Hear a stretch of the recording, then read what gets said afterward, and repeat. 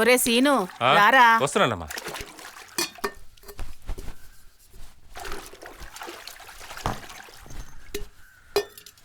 అమ్మా ఏంటమ్మా? వసంతి ఒక 2-3 రోజులుగా వచ్చి వెళ్తుందయ్యా. తనకి ఏం సమాధానం చెప్పమంటావు? అమ్మా ఎన్నిసార్లు చెప్పాలమ్మా?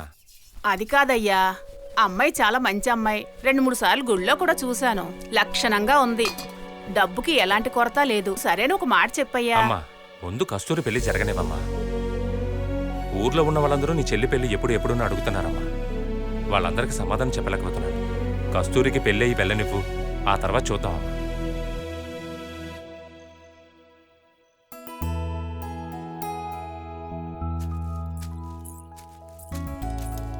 అన్నయ్య, అన్నయ్య, భోజనం తీసుకొచ్చాను, త్వరగా రా. వస్తున్నానమ్మా. అన్నా కూట ఎలా అయింది? మనం కూడా తిందామా? ఇంకో అరగంట అవనే రా, తర్వాత సర్లే. ఇవ్వమ్మా. ఉదయం తినకుండానే వచ్చేసావట? అమ్మ చెప్పింది. ఎందుకు ఇలా చేస్తావు? ముందు నువ్వు పెళ్లి చేసుకో అన్నయ్య. మా వదిన్ని నేను చూడాలి. తన చేత్తో చేసిన వంట తినాలి.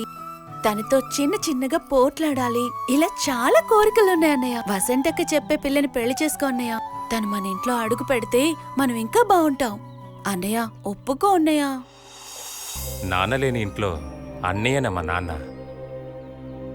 నేను మాట్లాడడమైనా ఆలోచించడమైనా అన్నలా కాదు, నాన్నలా ఉంటుంది. నిన్ను మురళిమావయ్యకి పెళ్లి చేసి ఇచ్చేంత వరకు నాకు వేరే కోరిక ఉండదమ్మా.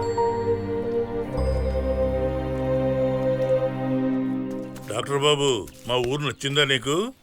నచ్చిందండి. బాగా నచ్చింది. మీరు వెళ్ళమన్నా ఈ ఊరు వదిలిపెట్టి వెళ్ళను.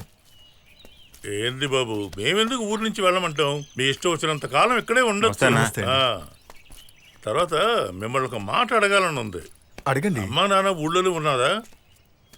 తర్వాత మీ తోబుట్టు ఎంతమంది ఉన్నారు? నాకు అలా ఎవరూ లేరు సార్. నేను పెరిగింది చదివింది అంతా ఆశ్రమంలోనే. డాక్టర్, ఇక నుంచి అలా మాట్లాడకండి. మీరు ఈ ఊరు మనిషి, అర్థమైందా? అర్థమైందండి. పదండి. ఏమా కస్తూరి, ఎక్కడి నుంచి వస్తున్నావు? అన్నయ్యకి భోజనం ఇచ్చొస్తున్నాను బాబాయ్. డాక్టర్, ఈ ఊర్లోనే చదువుకున్న అమ్మాయి ఎవరంటే ఈ అమ్మాయి.